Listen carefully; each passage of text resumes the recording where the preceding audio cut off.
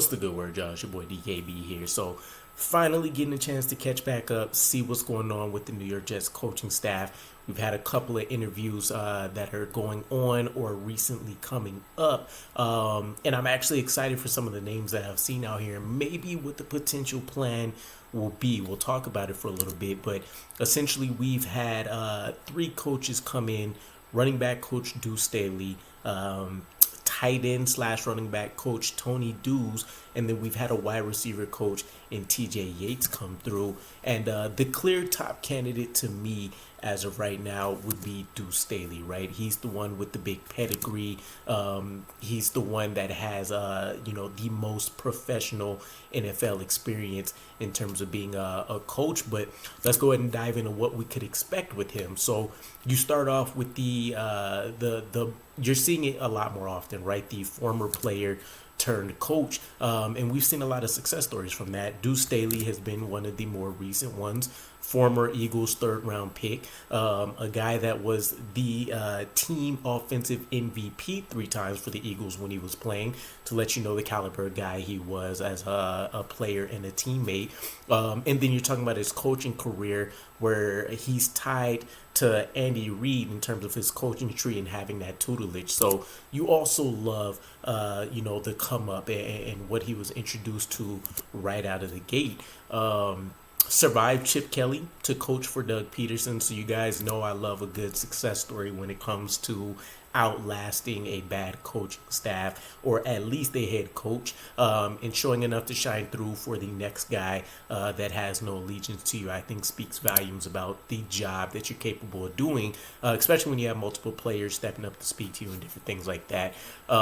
Has the Super Bowl ring 2017 with the Eagles, so you love the championship pedigree there.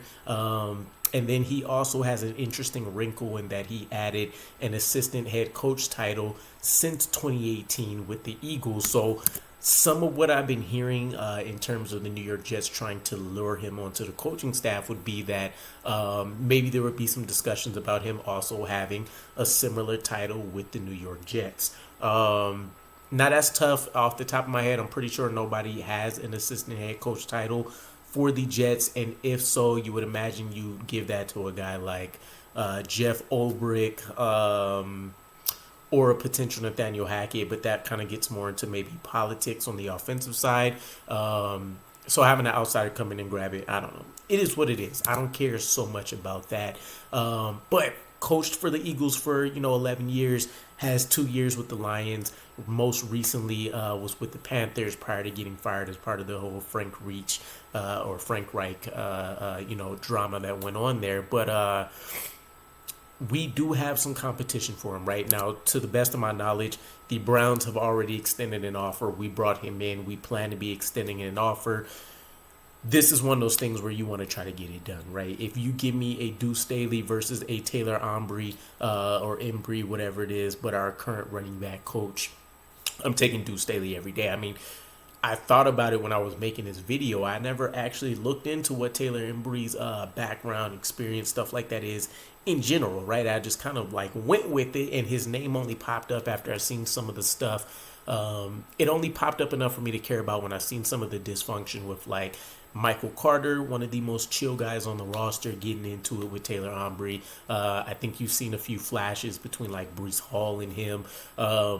And so, made me think a little bit, who is this guy? But Duce Staley, I think, is obviously a clear upgrade. He's definitely well-respected in the NFL with the job that he's been able to do. And then you also have some of the overlap from the Eagles' time between Joe Douglas and Duce Staley. So there are connections in the building already outside of just what his resume brings to the table.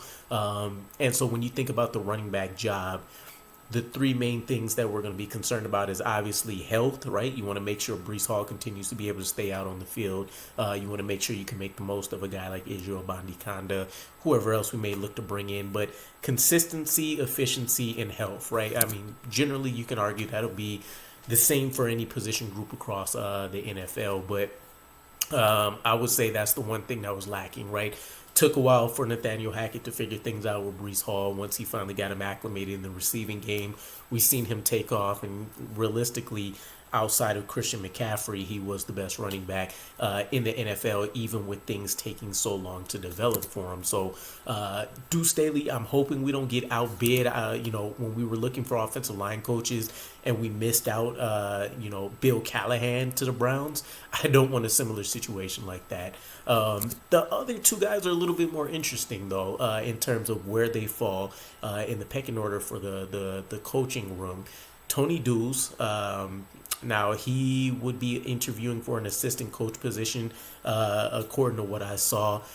He's been coaching with the Titans since 2018, most of that being as a running backs coach, but he actually switched to being a tight ends coach in 2023. So if he's coming in as an assistant, I imagine he's going to be falling under Ron Middleton's tutelage as our current tight end coach.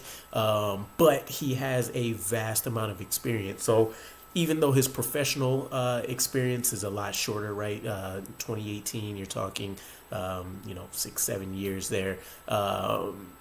20 years of experience at the collegiate level, and he's done a lot of things at a lot of different schools: Michigan, West Virginia, Pittsburgh, Arizona. That kind of tops things off. But he's been an assistant position coach for a while, but he's looked over the wide receivers 3 times, the linebackers once, tight ends once. He's coached defensive line twice, offensive line twice, and he's even been in the special teams room. So this is a guy that you might be able to plug and play wherever you think you can best utilize his experience, resources, and whatever, maybe his particular skill set lends to the team. But I wouldn't mind having a guy under Ron Middleton either, to help further develop guys like Jeremy Ruckert that's on the roster. And, we've been seeing a lot of that Brock Bowers to the Jets chatter creep up in mock drafts. So, we can make room for him, right? If there's a world where you can keep a guy like Rob Calabrese on the roster, then you can find a way to utilize Tony Duce, especially considering a lot of the youth that's on the roster. The third guy on the list, this is the most complicated one, right?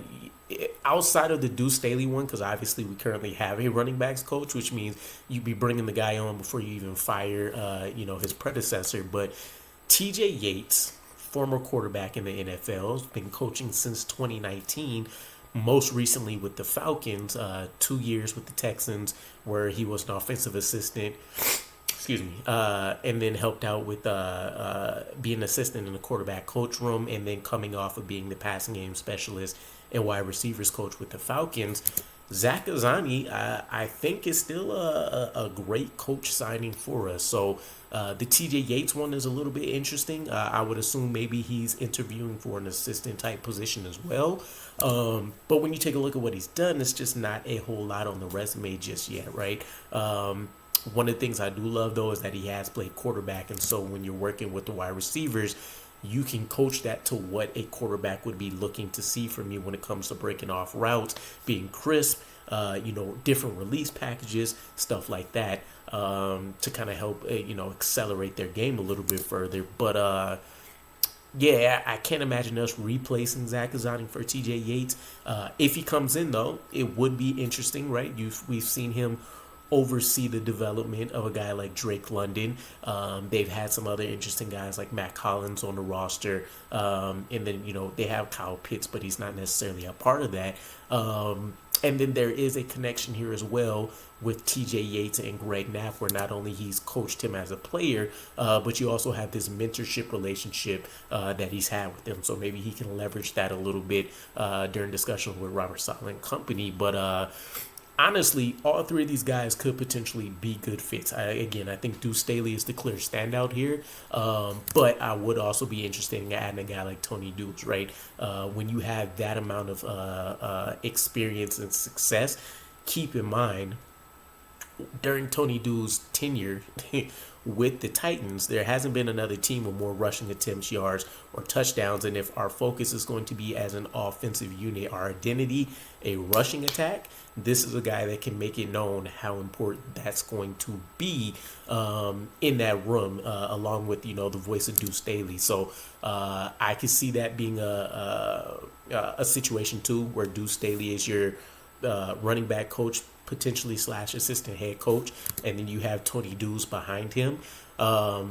But we'll see. We'll see. Ultimately, though, I'm not really frustrated by any of these names. If anything, I still think it's a bit concerning we don't have any changes, again, on the offensive line or anything like that. But it is what it is. We kind of know how the Jets are rocking in that fashion. But let me know what you guys think about these three coaches, and I'll catch you again. Peace.